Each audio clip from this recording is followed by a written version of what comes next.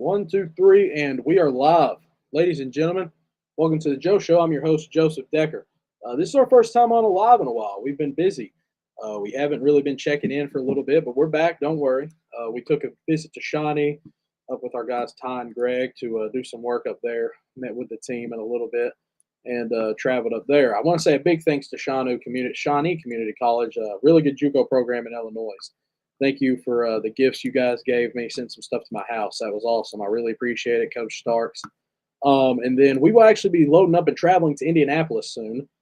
So be able to keep an eye out for that. That'll be fun. We're going to be going to the Puma circuit, catching up with that a little bit, watching some games.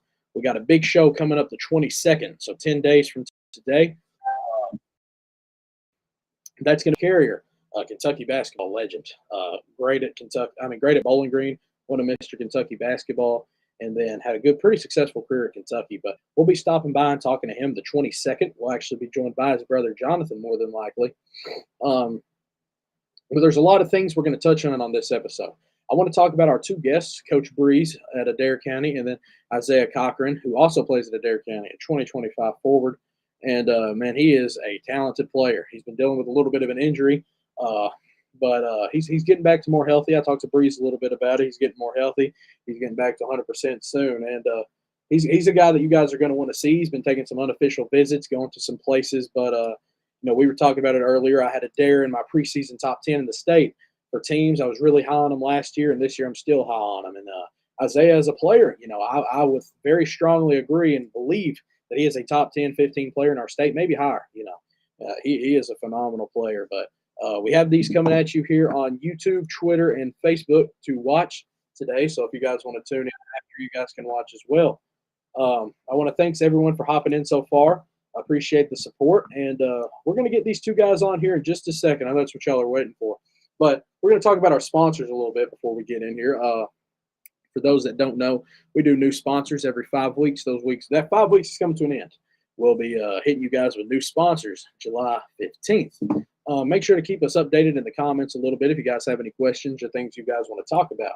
But let's get straight into our sponsors for today's episode. I want to give a huge shout out to the guy you won't see on the camera or on the sponsor list. That's Luke Wilson. He's our technology sponsor. He's behind the scenes. He does a lot of great work for us, donated some great money that I'm very appreciative for. He helped us buy some new equipment and things like that. So big shout out to my guy, Luke.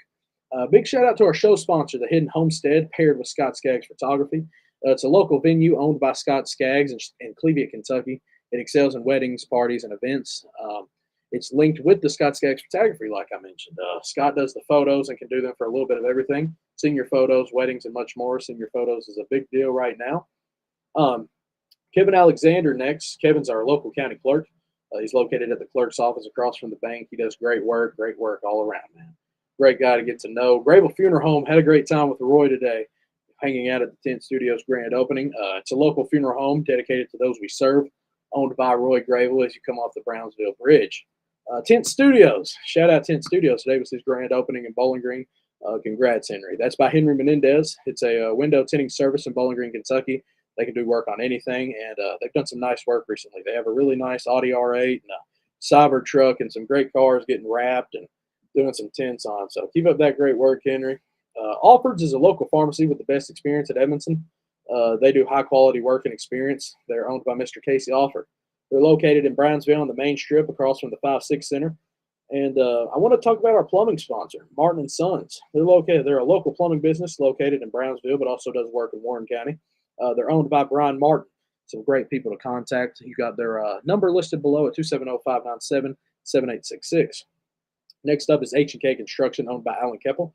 Follow their Facebook at H&K Construction. They do quality homes at a price you can afford, and they have been our sponsor for 10 weeks now. Thank you, guys, for all the work you all do. Corey Culberth is your go-to insurance agent in Edmonson County and surrounding areas, located in the Kentucky Farm Bureau building before you leave Brownsville. Contact him at 270-597-2127. Lake Forest Recruiting is the best. They've been sponsoring us since day one. They do high quality psychiatrists and psych nurse practitioners to give patients the best care and experience possible. They're over there at Jay Holland. Shout out Jay Holland. And we pair that with Braden's Blessings, a local charity owned by Allison and Jay Holland, honoring the life of Braden Combs, who tragically lost his life in 2019.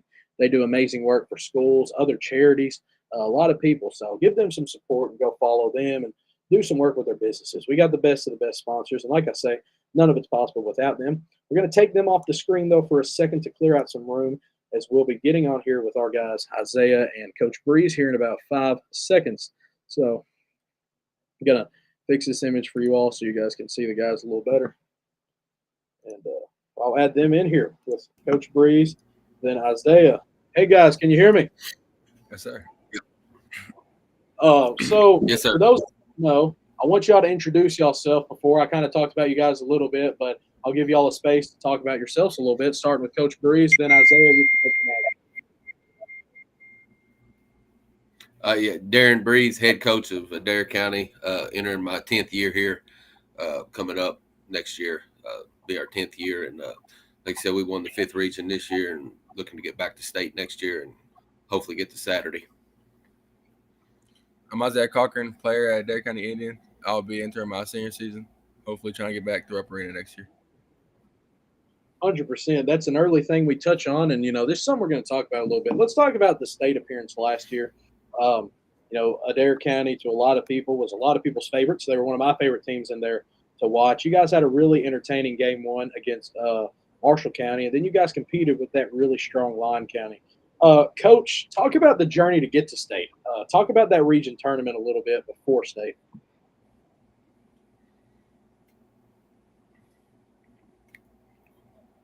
Can you hear me, Coach? Yeah, I didn't know if you wanted me to go or Isaiah. Yeah, the region, we went in as district runner-up. Can you hear me? Yeah, you're good.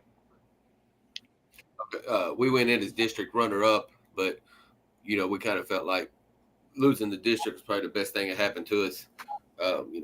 We didn't really have a – Washington County, we was kind of – I think we was up 14 at the half, but I think it ended up 8, but we didn't really have a close game in the region. I thought we kind of dominated.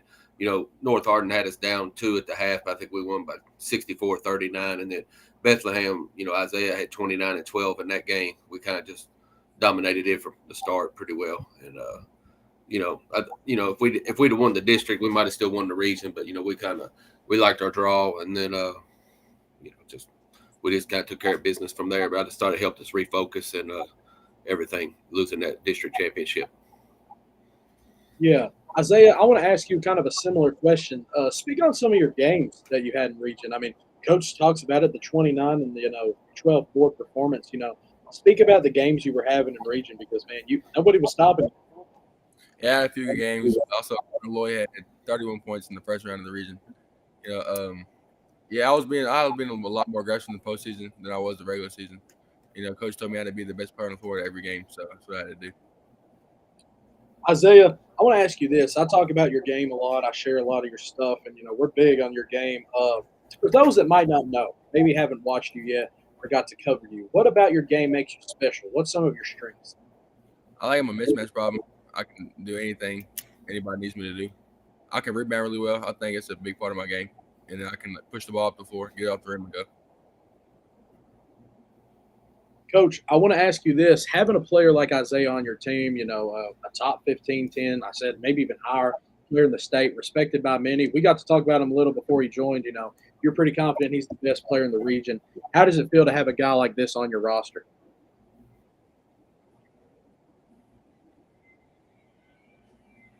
Yeah, I think, outside of Malachi Moreno that's being 7-1, in the state, I'd put Isaiah up there with anybody just from the fact of, like you said, he's 6'5" or 6'6", and he can play really.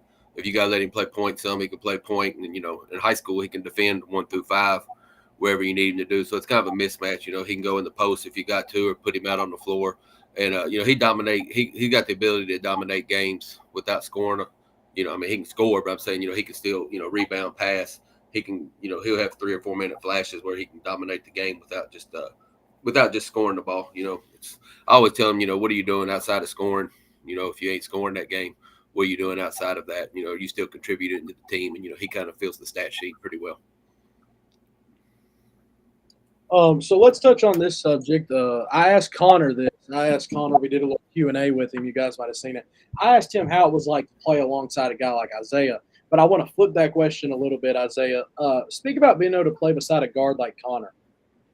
It's great. I've never played with anybody in my life who can pass the ball as good as he can. It's just like he can see anything at any time. It's great. Coach, you mentioned it again. I just want to add in there. I want to add in there though. Them guys like Connor. I think Connor's probably got 2,300 points. Isaiah, I don't know what he's got, but he's got a lot. I mean, next year we'll probably have 4 guys that'll at least hit over the 1,000-point mark by themselves. And like Isaiah, Connor, even Dawson Gilbert, them guys could average 25 on a bad high school team. But then even Brayton Coomer, our big guy inside, he's going to be 15, 17 every night.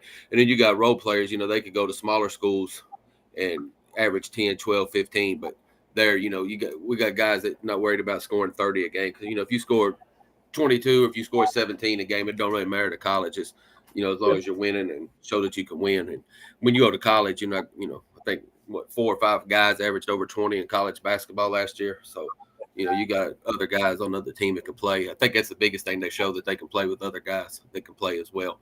And, again, what else? If it's your role, if you got to shoot 5 shots that game, if you got to shoot 15, it's whatever. And I think they all do pretty well, good job at that. Yeah, you speak on how all around your roster is. How does it feel to be able to go into a game, having a mismatch problem like Isaiah, having a guard like Connor who can play make, but also give you 17, 18 points. And then you kind of talked about having that bench you can rely on, some really strong role players. Do you feel like going into games with your depth and your mismatches, you can beat any team? Yeah, I mean, biggest thing is the shooting. We got a lot of different guys that can shoot the ball, so it's really as long as someone's hot outside of Dawson, he's probably going to be up there. Coomer don't really shoot a lot of threes, but as long as like Blaine Barden, Carter White, I think Lane Grant hit 6 threes in 2 games at the state tournament. As long as we got 2 of them guys hitting with the other guys, yes, I think we can, pretty much beat. Not saying we're the best team out there, but I think on any given night we can knock off anybody as well. Yeah, I kind of want to ask you this, Coach, because this is our first interview that we've had back with a high school team or a coach since Collins, which was a really big deal. We got to see a lot about teams. Let me ask you this. I put you guys in my top 10 for best teams in the state right now, preseason. If I had to ask you that question, who would be 8 or 9 teams you would fill out with that? Great Crossing, Newport. Those are the 2 right up there. Then I think St. X was probably up there as well. I forgot about them. Then after that, I think it's pretty much a crapshoot between, like I said, I think we're up there. I think Butler County is really good. I forgot about Butler. They're really good.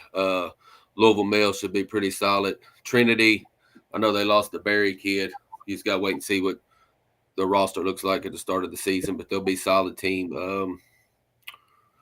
I think Cooper will be pretty good out of Northern Kentucky. And then Woodford County, I guess you got to wait and see what their roster looks like as well. If Jasper Johnson comes back or not, that'd be a big thing. South Oldham, I think they're pretty solid. I'm trying to think of some other teams. South Laurel's good. Then out of the mountains, Ashland, I think they're pretty good as well. Oh, yeah. I think that is we were kind of making up some little preseason things. Everybody you just mentioned, we kind of had. So you could say great minds think alike, or we just know what we're talking about. But, Isaiah, let me ask you this. Your name has been mentioned with those guys of Ty Price, Talon Kinney, a guy like Cole Elam, Malachi Moreno, and I'm sure I'm forgetting somebody. But, what I'm trying to say is your name has been put in there in the same categories as some of the most highly recruited, sought-after players in the state. I know the hard work you put in is a lot, but how does it feel to have your name up there with guys like that? I mean, I don't expect nothing less. I mean, I feel like I done everything I deserve for my name to be put up with those guys. And I feel like I'm just as good as any of those guys. I can do anything those guys can do. And yeah. I agree with you 100%, Isaiah, and I love the confidence you bring because we get some guys on here, man, and they get scared to talk, and they can average maybe 15 to 20 a game, but they'll say 15 words the whole show. So I'm glad that was a big thing. That's why I kind of wanted to hit on the fact that there was a few lists that left you off. Their Mr. Basketball candidates or best players lists, And that's one reason why I kind of wanted to get y'all on here to talk about that, kind of mention how some people might be sleeping on y'all. And even after your state appearance, some teams might be sleeping on y'all. So let me ask you this. In order to get back to state, you guys got a really strong region to compete with. If you could narrow me down, 2, 3 teams, I'm sure you could talk about every team in the region, but who's those few teams who's going to give y'all the best run this year? And either of y'all can answer this one. I think only 2 teams can come out of I guess that's the 18th district with Greene County, LaRue, and Caverna. But I mean, you got to look at that district last year too. Greene was the 1 seed, Hart County was the 4, and Hart County won that game. So, and again, Hart County, they lost a little bit, but them guys won at football and they won at basketball. But obviously 2 of those 3, whichever 2 come out of there, even if you go in as a district champion, you don't really want to draw one of them as the district runner-up. You'd like to avoid one of them in the first game if you can. But I think those, and then I think I didn't see Central Hardin in the summer, but I heard they played very well. I know they can really shoot, so I can't really say on them. Then I think one of the sleeper teams would be North Hardin. I know they lost a lot, but I think they got a lot back, and they got a lot of good size and athleticism. And I believe Williams kid from E-Town went back to North Hardin. And then, unfortunately, there's another team in the district that should be solid, but I'm not going to mention their name, but people can figure out who they are. Then I'd say I'd like you to answer the same question, maybe hit on something that you think Coach might have missed. I feel like with our team, I feel like the thing we mostly struggle with is like athletic teams. So I would say Caverna will give us the biggest run for our money, I'd say. How do you so a player that I talked about, I think he can compete with almost any guard in the state. He is a great player. He's been forever, it feels like, always competing at a high level. Speak on Jalen Crane. How do you game plan against a really strong, athletic, fundamental guard like him going into the game? You speak about how sometimes athleticism can hurt you guys, going against teams like that. How would you game plan against a guy like that? Well, last year we played Caverna at the end of the year, and really Isaiah didn't play that game. He was out with a rolled ankle, and we still won the game. But usually, if I was playing him, I'd probably put Isaiah on him and give him a little bit of room and use his length to, just make him shoot over. But like I said, we didn't get to do that last year. Sometimes I think with a quick guard like that, the more space you give them, the better they are to get by you. I think you almost got to get real tight up on them and pressure them and, just funnel them to help. The thing about Crane, though, is he's such a good passer. I think that Connor led the state in assists per game last year, but then I think Crane was 2 or 3. So he's pretty good at finishing in there. You just got to hope, if you can make him shoot that 25-foot jump shot a lot, that's almost a win unless he's just really hot. If you can keep him out of the paint, it's the biggest thing. I agree. So I'll kind of transition a little bit. I want to ask you a few questions, Coach, specifically here. So I spoke to you a little about it a bit before. I told you how you were one of my favorite coaches in the state, and one of the reasons why is you're electric out there. You bring a lot of energy. You get the crowd involved. You're really fun. Speak about the energy you bring, Coach, and why do you? Because there's so many coaches that just kind of stay quiet. They don't talk too much. They stay over there sometimes with their hands in their pockets. But you get into the game, you get the crowd hyped. Why do you do that? I think a lot of it comes from AAU, where I coached AAU a few years ago. I used to coach with We All Can Go, and the guy I coached with on there, I mean, he was like that. And I don't know, I just think I think it brings more fun to the crowd and so forth. And just, it's, the crowd likes it. That's the biggest thing. They like it, especially when you're winning. I mean, if we wasn't winning, I wouldn't be out there doing that, obviously. But, I just think that's the biggest thing. They seem to like it, and they feed off of it. And, the players like the big crowd, and, we got good crowd support.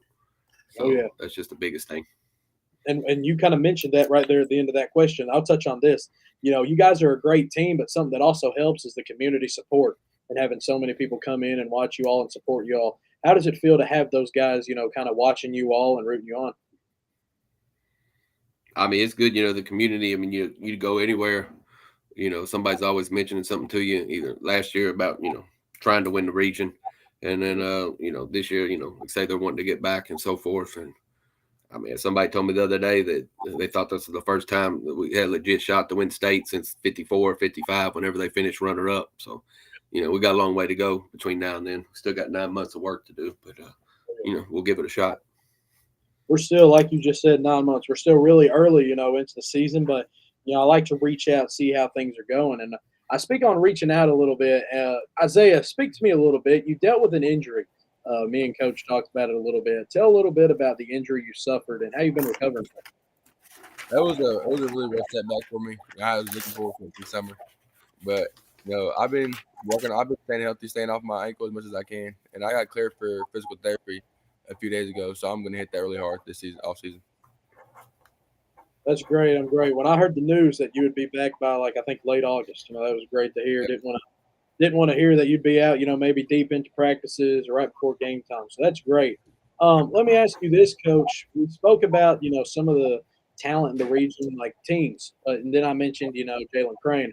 Let's speak about some other players that we can talk about that kind of give you all runs. Who's some other guys that, you said you have Isaiah 1 and then Connor 2, or, kind of mix them up for the best 2 players in the region. What names follow after them? I mean, I think we got, all region-wise, I'd say we probably got, in my opinion, we got 4 that'll make all region. Them 2, then Dawson and Brayton. And then I just think we got I've had other people tell me, but, I just personally, us, first off, like I said, I think, I ain't going to say really role players, but like teammates, I think we got the best teammates out there just because they know what they're supposed to do. They know if they're supposed to be out there defense, they take pride in that. They know that we got certain guys that's going to take more shots than others. So they're not out there really, trying to shoot the ball every time, take bad shots. They're playing within their game. They just want to win. So I think, our team, like I said, I think you can put them guys on some teams and they could be all region players too. But you're talking about guys outside our teams. The Lions kid, he's pretty good. I think he's really good. The Nick Osborne kid at Bethlehem, he's a good senior. Hayden Blakeman and Marr. I think Marr is one of the most underrated guys there is at Greene County. Blakeman gets a lot of accolades, but I think Marr is a pretty good player as well. In the Hardin County district, I don't know, North Hardin, like I said, they lost so much. I'm not really sure who would be their go-to guy. It might be the Zeke kid on the inside. And then Central Hardin, they have a really good – they can shoot the ball, but their point guard really played well. I don't know his name in the summer, but I know he played well against us last year, and I heard he played good. Then, Caverna's pretty well loaded across the board. And then the Blakey kid at Blakey and Martis is a good 1-2 combination at LaRue County as well. Isaiah, let's talk about that a little bit. Some of those guys in the region. Who would you say out of – I won't just limit this to the region. Let's go state, the whole roster and calendar. Out of all your games that you've played, you played some of the best teams around the state. Who's been some of your toughest matchups, you'd say? I'd say one of the toughest players we had to play against this year, I'd definitely say Brett Decker. Probably gave us one of the hardest games that we had. And I didn't play that game, but I've seen sideline he had the quietest triple-double I've seen. Yeah. And it really looked like it. Also, I would say around the state, Travis Perry, to be honest, I think Brady Shoulders and Jack Reddick had a more impact on the game against us than he did. He gave us more problems than he did, I'd say. Yeah.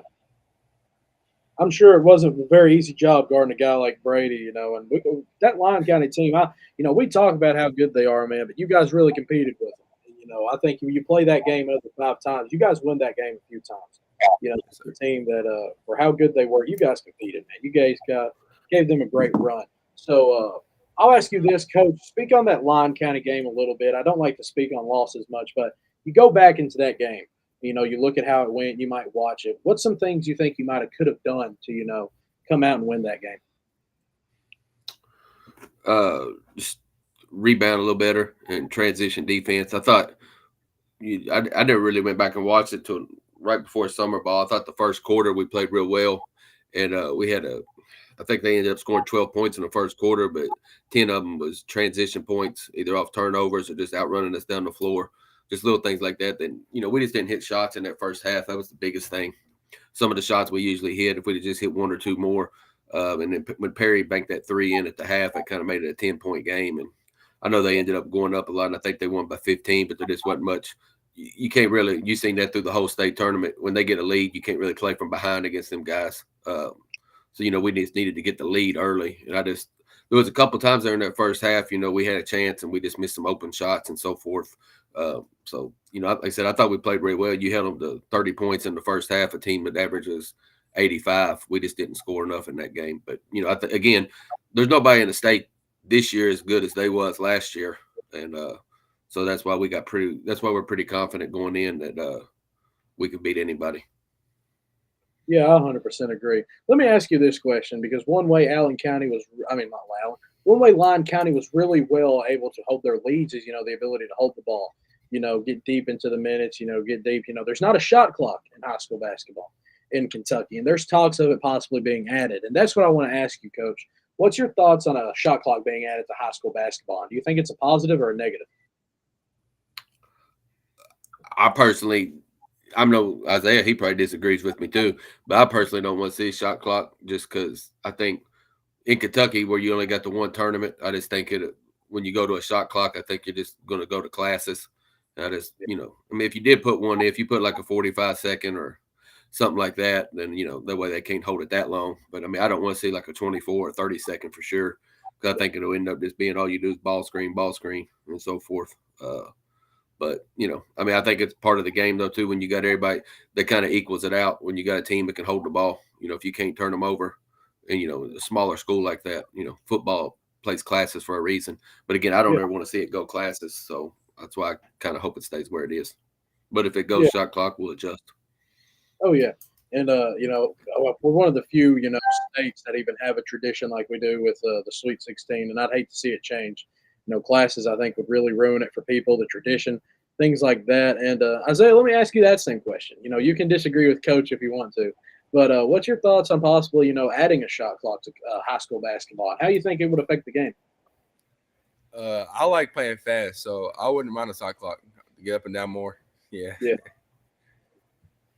I kind of had a weird feeling, Coach, he would disagree with you on that one, but I can understand. There's sometimes I think that, like, the team we got now, I definitely wish we had a shot clock. That way I wouldn't have to worry about teams doing that to us, holding the ball, or, they hit a couple shots early in the game, then they can take the air out of the ball.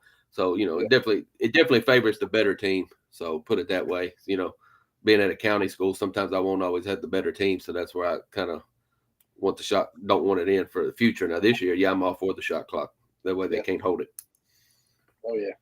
I know there were some talks, maybe like a 35-second being added, but I don't know the future on that one. Let's touch on this a little bit, Coach. You didn't get to have Isaiah this summer for summer basketball games, but guys like Connor, Dawson, there's other guys I'm probably forgetting, but, guys like that really stepped up, and played great together, kind of carried the load of not having Isaiah. Speak to us a little bit about the summer ball, how you guys played, performed, some of the events y'all went to, things like that.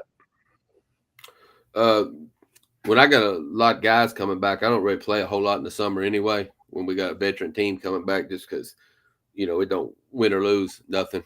And really don't want guys to get hurt. And obviously Isaiah already did.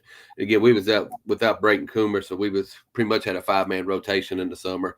But we did all right. I think we won our first 6 games before going to the Collins event. And then we went 2-2 up there. We lost to the team that won our bracket from Ohio, and then we lost to Warren Central the next day in a close game. So, but it was we did pretty well, competed, and basically, though, I had a lot of younger guys playing, and we played more freshman JV games.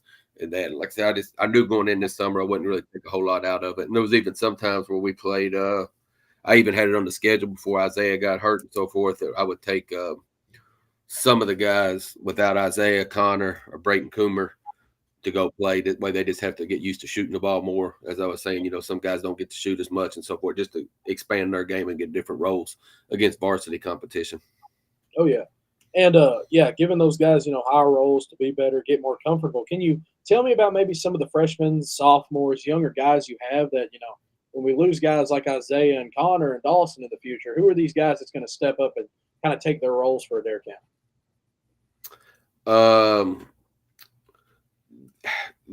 Probably the biggest one, I'll tell you, he'd probably be Isaiah going to be up there here as the year goes on, but there'll be a kid that'll be an 8th grader. He's about 6'6", 6'7" now. Truck Jennings. He actually He'll be in 8th grade, but he played up this past weekend and won the AAU Nationals with NYBA out of Nashville. He'll probably be one of the most highly recruited kids come from here just because he's already 6'6", 6'7". His dad's 6'8". His mom's about 6'2". So he's projected to be about 6'10" or 6'11". He'll get a little bit of time maybe this year in spots. That'd probably be the biggest one. And then, like I said, we got some solid players coming around, but, they got to keep working as well. And so does he. But, just size-wise, he'll definitely be one just for his sheer size, if nothing else, that will be a name known around the state. Oh, yeah, for sure. Isaiah, I want to go back to you for a second. I want to talk to you about some of the unofficial visits and, official visits and things like that you've had, in this recruiting process. Can you tell us about some of the schools that you've went to and kind of visited with? I've seen a few posted on Twitter, but for those that maybe haven't seen. Yeah, I've only been on Southern Illinois and Marshall visits. I went, though, both of them 1 week. I like both of them. The campuses were really nice. Oh, yeah. They both showed a lot of love to me, so I really like both of them. Oh, yeah. Speak a little bit about your Marshall visit, because Marshall is really big on recruiting. They look into a lot of great players, and they really do look into some of the best we have here in Kentucky. I know they looked at you, Lawson Rice out of Butler, Maddox Huff over there in Harlan County. So talk about that Marshall visit a little bit. I liked it. They showed a lot of love. It was really nice. I liked the campus, the facilities. It was like a really nice place. Yeah, the coaches, they really, really big on recruiting me. Showed a lot of love to me. Like they're really, really interested. So that's definitely one of I'm really considering it. Yeah.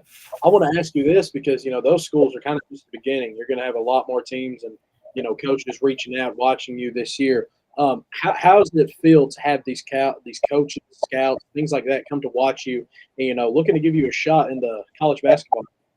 It means a lot. It makes me feel like, that I belong wherever I play at. If I can play at the Division I level, I can basically play anywhere. At the college level.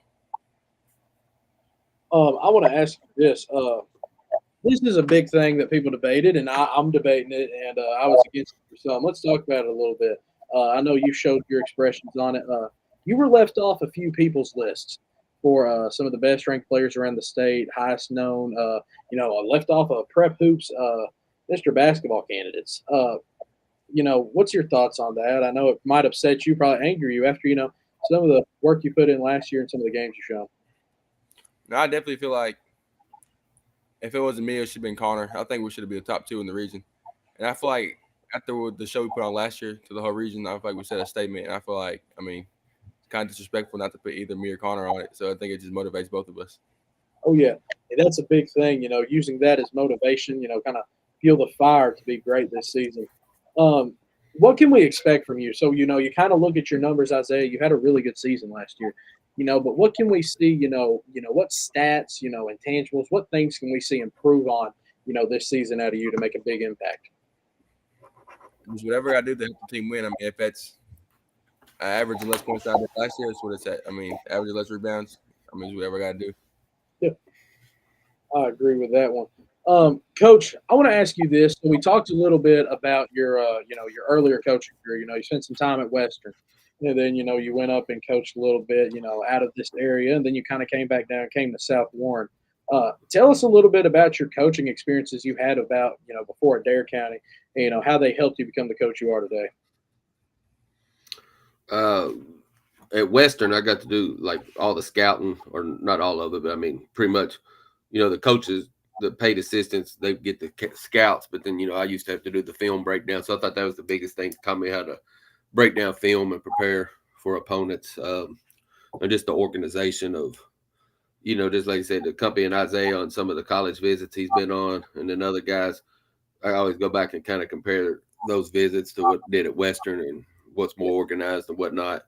And then, Coach Horns at Northern Kentucky now, so he obviously, he's won a lot of places, was in the SEC. And then, like I said, I've been Bracken County, Bath County, then I left and came back down in this part of the state when my kids started school, be close to the family. And then I was at South Warren 1 year and then came here, and I've been here 9 years, or completed 9. I'm going on 10 now. Going on 10. Well, congrats on that, Coach. I want to bring this up. I can't remember the exact last year, so I'm going to look it up on Twitter, though. But there was a little bit of a drought since the last time that Adair County, had won a region. It was 2009. So how did it feel, to come in, work hard these past few years, and bring home one in 2024. That was a 15-year drought. How much does that mean to you? It was a relief because I thought we had the best team in 2017. We was 32-1 and lost in the regional championship by one. And even the next year, we had the National Freshman Player of the Year, and we just had a bad matchup. A lot of it is matchups.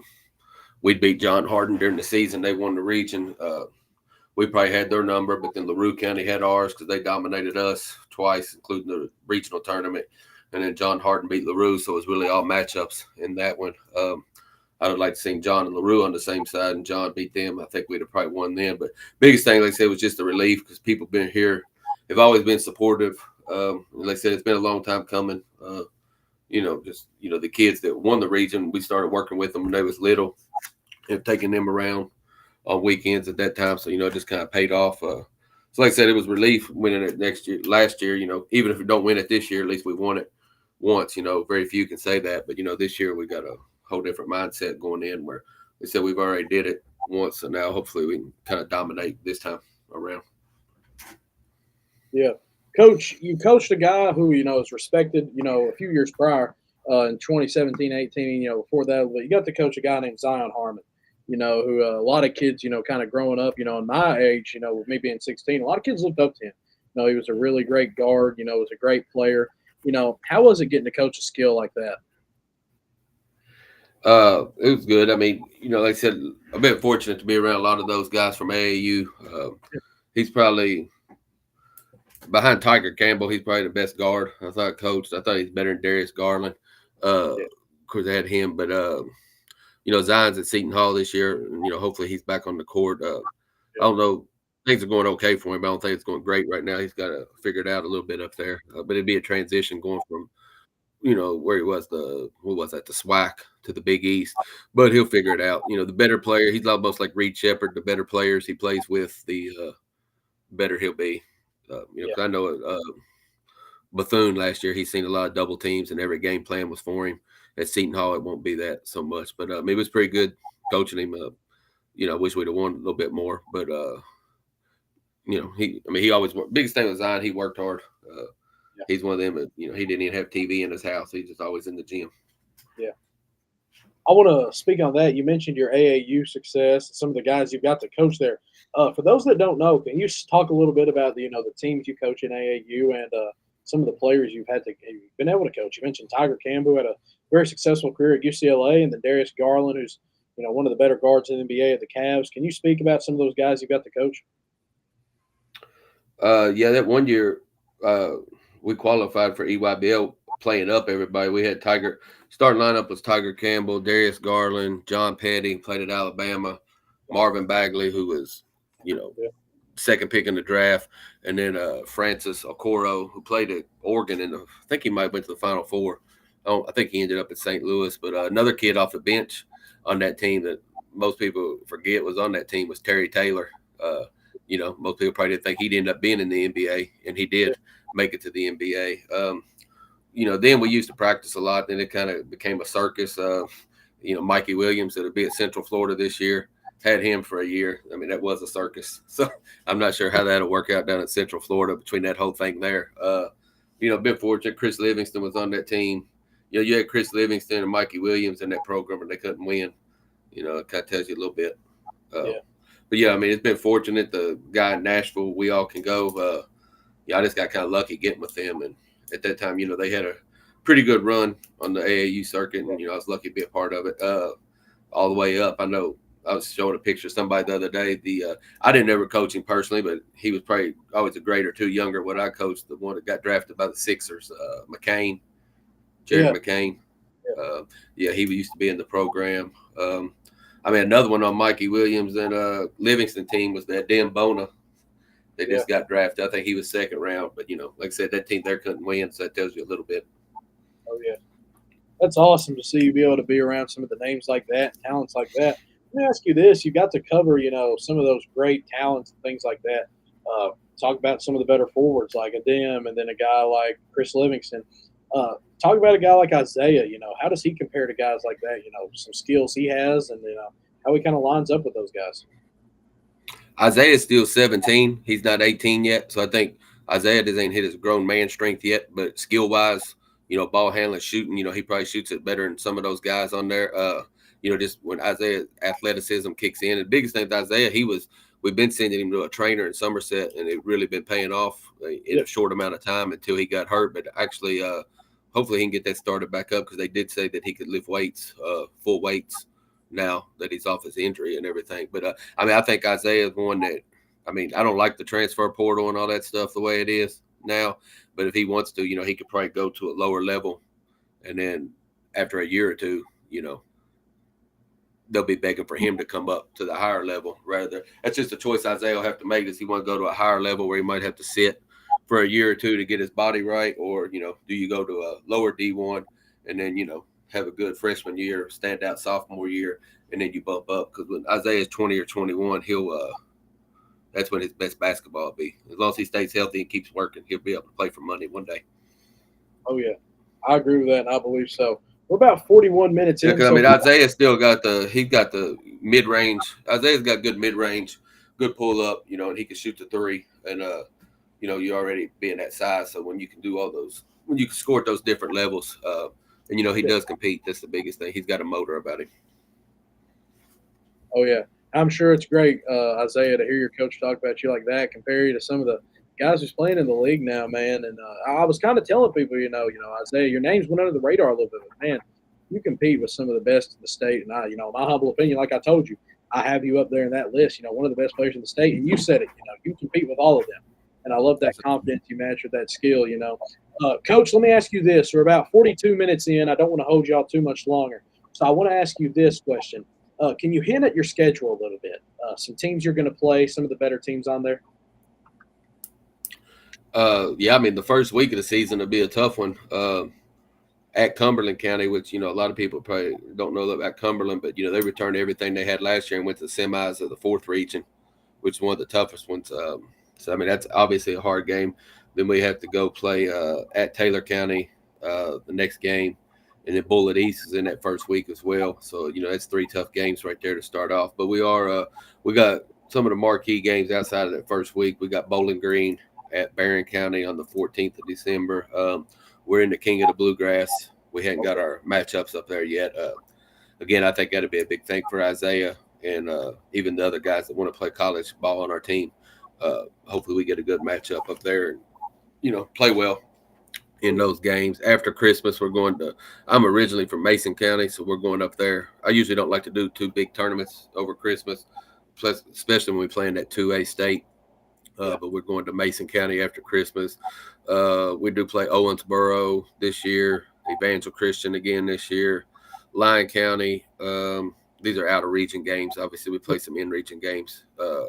Lyon County comes back here, Warren Central. And then I know the last week of the year be a tough one on us as well. We have Central Hardin comes here. Then we go to Caverna, and then we go to Mercer County the last game of the year, which, they're probably, in my opinion, Mercer County is the best team in the 12th region. Probably what they should have won it last year, I thought, and gave that lead up against Pulaski. And then they're definitely one of the best coach teams in the state with Coach Atkins. He's won an NAIA national championship. So, but, they got a couple of transfers as well. So Mercer County is probably a top 20 team in the state. So that'd be with Caverna and Central Hardin, they're going to play up and down. They're going to try to play with us up and down the court. And then Mercer County, that last game of the year, they're going to try to keep it in the 40s or 50s. So that'll be good for us to see different styles, get ready for the postseason. Oh, yeah. Big preparation for region and then, hoping to make it back to state. Isaiah, let me ask you this. You've been around this team. You know what you guys are capable of. What can we expect out of this Adair County team this year, man? A lot. I think we're slept on. I feel like we should be way higher in the rankings than we are. I feel like we're slept on by a lot of people, even though we just went to state. So I feel like we still have something to prove, and we're going to prove that, whatever. Coach Breeze, I'll kind of give you that same question. You're around this team more than anyone, You know what this team does best. You know what they excel in. What kind of energy, what can we expect out of this team this year? Like I said, we do got a few guys that used the COVID year. So, we do got a few 19-year-old seniors That's the biggest thing. Is just like I said, we got a lot of experience and we know how to win. And if you put all of our guys down at the park and play pickup, they probably ain't gonna get picked up first outside of Isaiah. Even Connor ain't gonna get picked up first down there.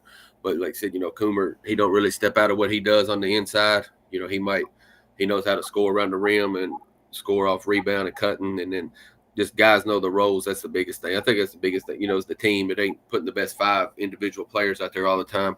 We got guys with Blaine Barton, knowing that what he does is shoot the ball. Coming off the bench, Carter White, he really played real well defense in the regional tournament. That's kind of why he made the all-tournament team in the region for the defense he played on Tavion Smith. And then number 4 for Bethlehem. Then Lane Grant, he was really one that surprised us all year last year, just the way he shot the ball and his competitiveness and little things like that. I mean, just meeting passes in the middle of the floor. We can put him in the middle against the press and we don't really turn the basketball over. And then like I was telling you earlier, there's a football kid, the coach's son, Solomon Stonebreaker. Hopefully he comes out. He'll give us another body there. If not, one of the younger sophomores, Matt McGean, or like I said, that 8th grader, Truck Jennings, one of them will have to step up if we need to go that deep. Oh, yeah. Well, it's going to be a fun season, Coach, and I'm really glad I got to get you all a little early to talk about some how you guys are preparing, some things we can see. We were joined by a top 10 player in the state today in Isaiah, an efficient shooter, a great ball handler, guard the 1 through 5, and if you're sleeping on him, it's time to wake up. We're going to be covering this Adair County and Isaiah, and Connor, and Dawson, and everyone this season. It's going to be a great season, and we'll be making the travel to Adair County a few times for sure. We'll be at the Kings of the Bluegrass to watch these guys. So, if you're not high on Adair County yet, it's time to get high on them. They had a great state appearance last year, and I expect an even stronger season this coming season. So, I want to thank Coach Breeze and Isaiah for hopping on here today. You guys are always welcome again in the future, and we'd love to kind of get back on here, maybe after Kings of the Bluegrass or, closer to region tournament. So I want to thank everybody for watching, and if there's not anything else you guys want to add, we can get off here, and, thank you for coming on. Thank you. No, I appreciate it. Thank you for the coverage. Yes, sir.